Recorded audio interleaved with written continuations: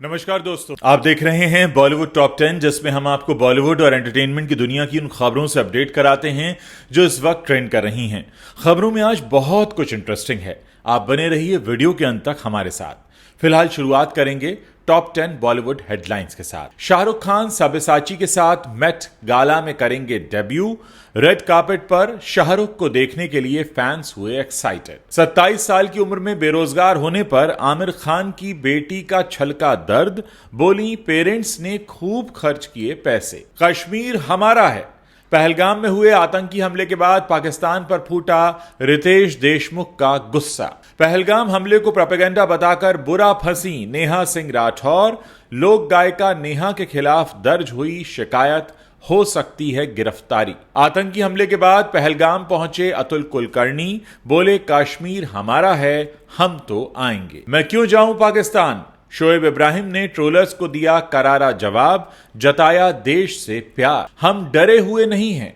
पहलगाम आतंकी हमले पर अपनी कविता से ट्रोल होने पर करणवीर मेहरा ने तोड़ी चुप्पी। सोशल मीडिया पर पाकिस्तान के पूर्व मंत्री से भिड़े अदनान सामी, कहा अब मुझे समझ आया तुम्हारे नाम के आगे क्यों लिखा है CH। Aamir Khan girlfriend Gauri spread के साथ एक्स वाइफ रीना दत्ता के पहुंचे घर, बेटा जुनैद भी आया नजर। मर जाऊंगी लेकिन पाकिस्तान नहीं जाऊंगी, अपने मुल्क वापस न जाने की जिद पर अड़ी पाकिस्तानी भाभी सीमा हैदर।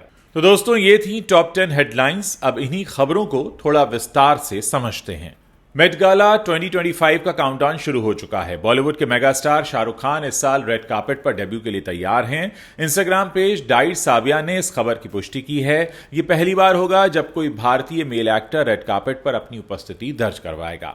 शाहरुख खान के डेब्यू को लेकर फैंस के बीच काफी एक्साइटमेंट है। डाइट साविया ने एक पोस्ट शेयर करके इसकी जानकारी दी है। इस इवेंट में शाहरुख खान डिजाइनर सब्यसाची मुखर्जी के साथ मेट गाला के लिए एक साथ आएंगे। वहीं एक्स पर शाहरुख खान के एक फैन पेज से उनकी एक फोटो शेयर की गई है और उसके कैप्शन में लिखा है, मेट गाला 2025 में अब सिर्फ 8 दिन बचे हैं, उल्टी गिनती शुरू हो चुकी है।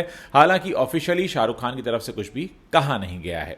5 मई को न्यूयॉर्क में होने वाले metropolitan museum of art event की थीम इस साल सुपरफाइन टेलरिंग ब्लैक स्टाइल है, जो मोनिका एल मिलर की किताब slaves to fashion, black dandyism and the styling of black diasporic identity से प्रेरित है। इस साल dress code tailored to you है। फैंस सब्यसाची और शाहरुख खान के आइकनिक रेड कार्पेट पर जो एक साथ आएंगे उसको देखने के लिए काफी बेताब हैं।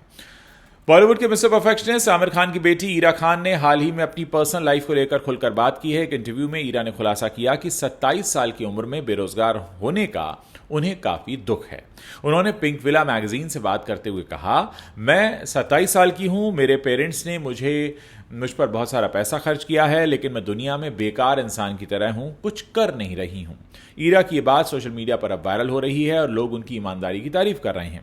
हालांकि उनके पापा आमिर खान ने इस दौरान उनकी हिम्मत बढ़ाई है। आमिर ने ईरा से कहा कि पैसा कमाना ही जिंदगी का मकसद नहीं है। उन्होंने ईरा के सामाजिक कार्यों की सराहना करते हुए कहा, तुम जो कर रही हो वो बहुत कीमती है। दूसरों की मदद करना और समाज में बदलाव लाना पैसे कमाने से ज्यादा महत्वपूर्ण है। ईरा अगस्तु फाउंडेशन के नाम से एक NGO चलाती हैं जो मेंटल हेल्थ के लिए जागरूकता फैलाने और लोगों की मदद करने का काम करता है। ईरा ने यह भी बताया कि वो अपने काम को लेकर काफी गंभीर हैं, लेकिन कई बार उन्हें ऐसा लगता है कि वो अपने माता पिता की उम्मीदों पर खरी नहीं उतर पा रही हैं। इंटरव्यू में उन्होंने अपनी मेंटल हेल्थ स्ट्रगल्स का भी जिक्र किया और कहा कि वो खुद को बेहतर बनाने की कोशिश कर रही हैं। Bollywood actor Riteish Deshmukh film Raid 2 में नजर आएंगे। फिल्म में अजय देवगन और वाणी कपूर भी मुख्य भूमिकाओं में हैं। इस फिल्म का निर्देशन राजकुमार गुप्ता ने किया है। रेड 2 1 मई 2025 को रिलीज होने वाली है और इसके प्रचार में पूरी टीम जुटी हुई है। इस बीच रितेश देशमुख ने हाल ही में पहलगाम में हुए आतंकी हमले पर अपना गुस्सा जाहिर किया है। उनकी धार्मिक पहचान के आधार पर निशाना बनाकर मार डाले जाने पर उन्होंने सवाल किया और इस पर उन्होंने अपनी कड़ी प्रतिक्रिया दी। फिल्मी ज्ञान के साथ बात करते हुए रितेश ने कहा, यह बहुत दुखद है, देश भर से लोग छुट्टियां मनाने पहलगाम जाते हैं, अचानक आतंकी आकर उन पर गोलीबारी शुरू कर देते हैं। ये न केवल उन परिवारों के लिए बल्कि पूरे भारत के लिए एक बड़ा आघात है।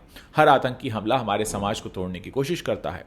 उन्होंने आगे कहा, मुझे पूरा भरोसा है कि हमारे प्रधानमंत्री नरेंद्र मोदी की सरकार इस मामले में बड़े कदम उठा रही है। कोई भी पड़ोसी देश हम पर हुक्म नहीं चला सकता। हमें एकजुट होकर ये बताना चाहिए कि कश्मीर भारत का अभिन्न हिस्सा है। लोक गायिका नेहा सिंह राठौर लगातार पहलगाम हमले को लेकर सरकार पर निशाना साध रही हैं। उन्होंने हमले वाले दिन से ही अपने सोशल मीडिया हैंडल एक्स पर इसे लेकर ट्वीट करना शुरू किया और सिर्फ इतना ही नहीं, इसे सरकार का प्रोपेगेंडा भी करार दे दिया। यहां तक कि नेहा सिंह राठौर के ट्वीट को पाकिस्तान में भी शेयर किया गया। जैसे ही पाकिस्तान वाला ट्वीट वायरल हुआ, लोगों ने नेहा सिंह राठौर को देशद्रोही कहना शुरू कर दिया। यहां तक कि गाजियाबाद के लोनी से जो विधायक हैं नंदकिशोर गुर्जर, उन्होंने तो उन पर काफ़ी भड़क उठे और उनके खिलाफ शिकायत तक दर्ज करवाई। इसके अलावा कवि अभय प्रताप ने भी नेहा पर एक एफआईआर दर्ज कराया है।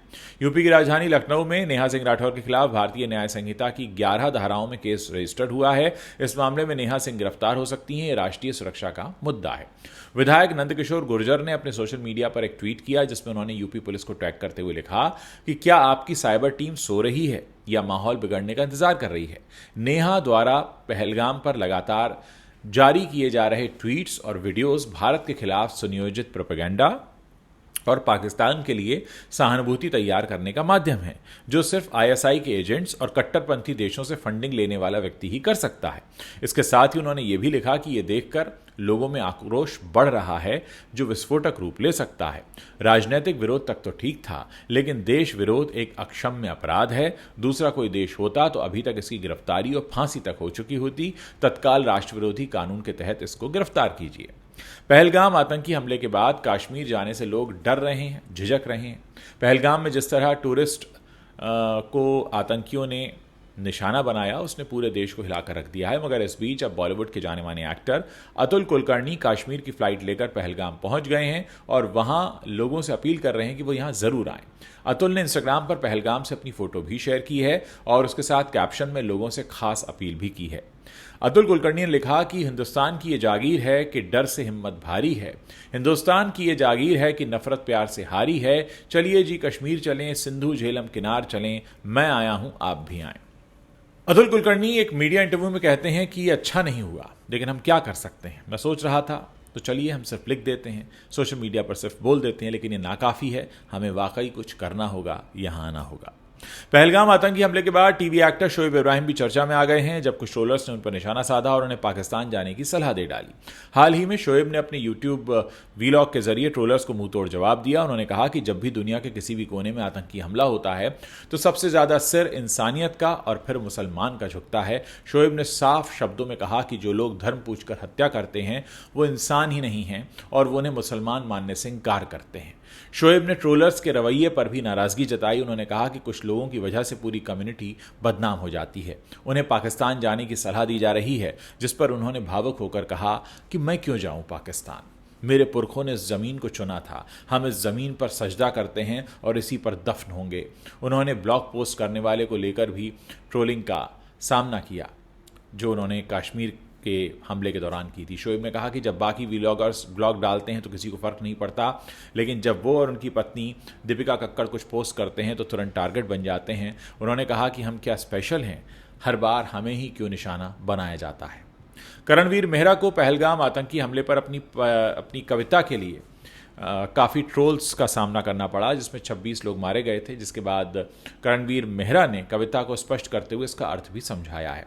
क्या आप नफरत की जंजीर को तोड़कर दुनिया को एक बेहतर जगह बनाना चाहेंगे? मेरी कविता का असल में यही मतलब था। उन्होंने हमले की निंदा करते हुए जोर दिया कि हम डरे हुए नहीं हैं। बिग बॉस 18 के विजेता करणवीर मेहरा को 22 अप्रैल के दिन कश्मीर के पहलगाम में हुए भीषण आतंकी हमले की निंदा करते हुए अपनी कविता के लिए कई तरह की आलोचनाओं का सामना करना पड़ा। दिन दहाड़े 26 लोगों की जान लेने वाले इस हमले ने पूरे देश को हिलाकर रख दिया। भारत और पाकिस्तान के बीच मंडराते युद्ध के खतरे के बीच अब सोशल मीडिया पर पाकिस्तानी मूल के भारतीय नागरिक और गायक अदनान सामी पाकिस्तान के पूर्व सूचना मंत्री फवाद हुसैन चौधरी से भिड़ गए हैं। इसकी शुरुआत केंद्रीय गृह मंत्री अमित शाह के पाकिस्तानियों को देश से निकालने के लिए सभी राज्यों के मुख्यमंत्रियों को फोन किए जाने की खबर से हुई। फवाद हुसैन चौधरी ने इसे तत्काल लपकते हुए गायक अदनान सामी के बारे में सवाल कर लिया और आखिर में जो अदनान सामी ने जवाब दिया वो सोशल मीडिया में अब ट्रेंड कर रहा है। भारत की नागरिकता लेकर अब मुंबई में रह रहे अदनान सामी ने फवाद चौधरी को तगड़ा जवाब दिया है।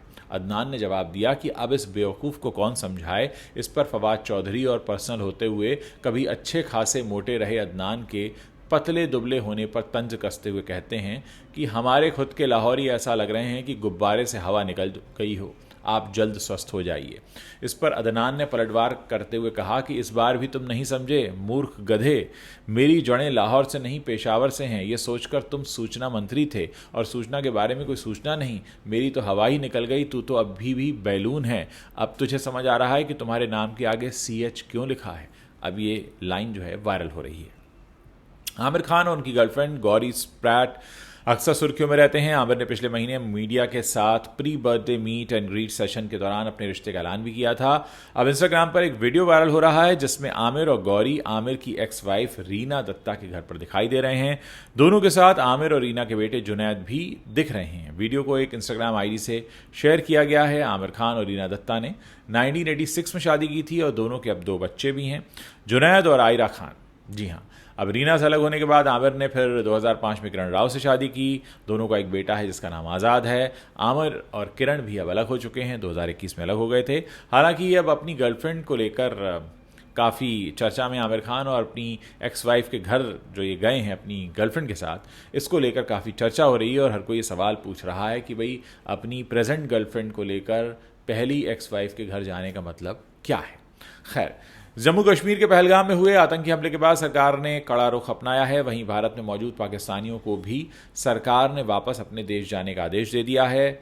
रविवार को इस अल्टीमेटम का आखिरी दिन था, वो भी निकल चुका है। ऐसे में अब सरकार के इस आदेश के बाद सीमा हैदर ने PM मोदी और उत्तर प्रदेश के मुख्यमंत्री योगी आदित्यनाथ से उन्हें भारत में रहने की गुहार लगाई है। सीमा हैदर का एक वीडियो सोशल मीडिया पर वायरल हो रहा है जिसमें वो ये कहती नजर आ रही हैं कि वो बेशक पाकिस्तान की बेटी थीं लेकिन अब वो भारत की बहू हैं। इसके बाद एक व्यक्ति जो है वो सीमा हैदर से पूछता है कि PM मोदी जी से क्या गुहार लगाना चाहेंगी। इस पर सीमा कहती हैं, मैं यही गुहार लगाना चाहूँगी मोदी जी योगी जी से कि मैं इनकी शरण में हूँ, मैं इनकी अमानत हूँ, बेटी पाकिस्तान की थी लेकिन बहू भारत की हूँ, मुझे यहाँ रहने दिया जाए। वहीं सीमा हैदर का एक वीडियो वायरल हो रहा है। इस वीडियो में वो कहती हुई नजर आ रही हैं कि आप अपने दिमाग से बात निकाल दीजिए, मर जाऊंगी मिट जाऊंगी लेकिन पाकिस्तान नहीं जाऊंगी। वो कहती हैं कि मुझे पाकिस्तानियों का नाम सुनना भी पसंद नहीं है। अब सीमा हैदर के ये जो वीडियोज़ हैं वो सोशल मीडिया पर तेज़ी से वायरल हो रहे हैं। तो दोस्तों, ये वो 10 बड़ी खबरें हैं जो इस वक्त सोशल मीडिया पर ट्रेंड कर रही हैं। आपको ये वीडियो कैसा लगा, आप इस वीडियो के नीचे कॉमेंट सेक्शन में वहाँ लिखकर बता सकते हैं। पसंद आया हो तो इसे अपने दोस्तों के साथ शेयर करना मत भूलिएगा।